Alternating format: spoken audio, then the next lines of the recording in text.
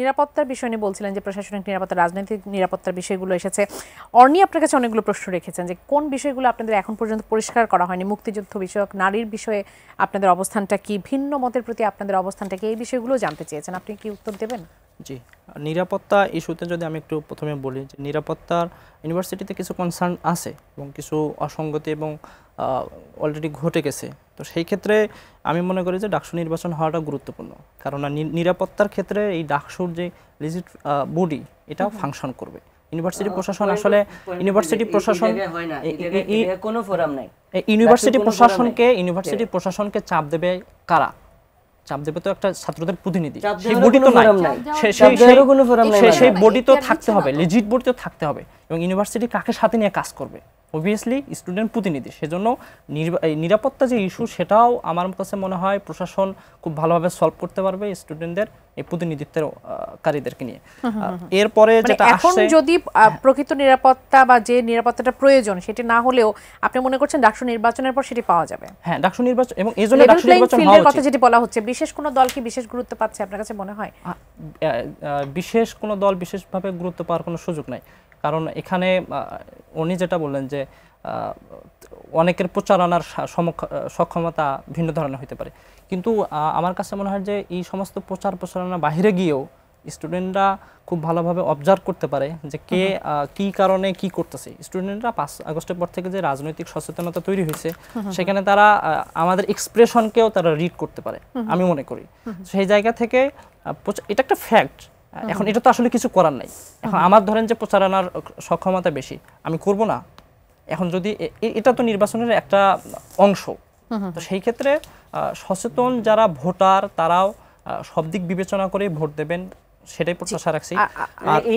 এর বাইরে আমি একটা জিনিস বলতে চাই, যেটা হলো যে আপনারা বলছেন যে এখানে বৈষম্য হওয়ার কোনো সুযোগ নাই কিংবা বায়াস হওয়ার সুযোগ নাই, কিন্তু তারাই কিন্তু আবার এটা অভিযোগ করেছিলেন যে সংস্কার যেসব প্রস্তাবনা নেওয়া ছিল সেগুলো ছাত্র দলের প্রস্তাবনা, যেটা কিন্তু ডাহা মিথ্যা কথা। কারণ আমাদের সংস্কার প্রস্তাবনার যে মৌলিক কথাগুলো ছিল সেগুলো কিন্তু আমাদের প্রস্তাবনাও কিন্তু গ্রহণ করা হয় না। আমরা অনেকগুলো প্রস্তাবনা দিয়েছিলাম বেশ কিছু পদের জন্য, নারীদের বিষয়ে স্পেশালি একটা পদ আমরা বলেছি, কিন্তু এখানে কিন্তু করা হয়নি। যে কয়টা পদ তৈরি করা হয়েছে এগুলো কোন সংগঠন দিয়েছে আমি জানি না, ছাত্রদল ভাইয়েরা দিয়েছে কিনা আমি জানি না, তবে আমরা যেগুলো সংস্কারের যে দাবি করেছে সেগুলো কিন্তু আসলে ইনক্লুড হয় নাই। এবং আমরা গুরুত্বপূর্ণ একটা সংস্কারের দাবি করেছিলাম যে এই যে ডাকসু সংস্কারের যে ম্যান্ডেট সেটা সিন্ডিকেট থেকে পরিবর্তিত হয়ে এসে ডাকসু যারা নির্বাচিত প্রতিনিধি তাদের হাতে আসুক, যে তারা যেহেতু শিক্ষার্থীদের প্রতিনিধি ফলে তারা কি কি সংস্কার করা উচিত তারা সিদ্ধান্ত নেবে। কিন্তু ইউনিভার্সিটি কিন্তু এই ডাকসুর যে সংবিধান সংস্কারের যে ব্যাপারটা সেটা কিন্তু তারা নিজেদের হাতে রেখে দিছে।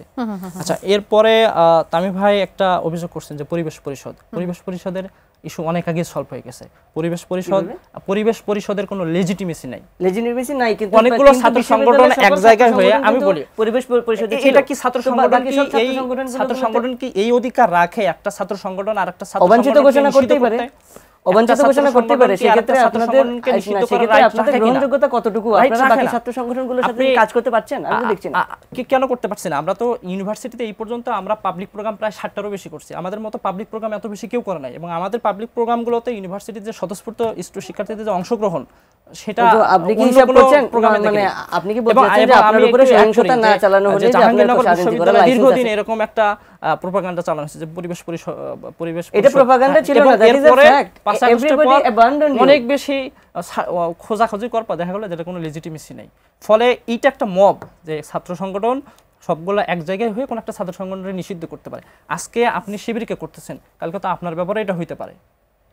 কোন ছাত্র সংগঠন তো এই রাইট নাই আরেকটা ছাত্র সংগঠনের নিষিদ্ধ করার জন্য। আপনারা মিলে যে সকল ছাত্র সংগঠনকে এখন নিষিদ্ধ করতে যান, যারা ছাত্র রাজনীতি চান না, সেটা জি বুঝিনি। ছাত্র রাজনীতি না চাওয়ার আন্দোলনে যে আপনাকে দেখা গেল, সেটা আমি বলি, এটা আমরা যে আন্দোলনটা করেছি সেটা হচ্ছে 9 আগস্ট। আমি একটু বলি, সেখানে মৌলিক যে দাবি ছিল 5 আগস্টের পর থেকে, সেই সময় ভিসি প্রভিসি তারা তখনও শপথে ছিলেন এবং যে আওয়ামী লীগের যে সিন্ডিকেট সেটা বহাল ছিলেন।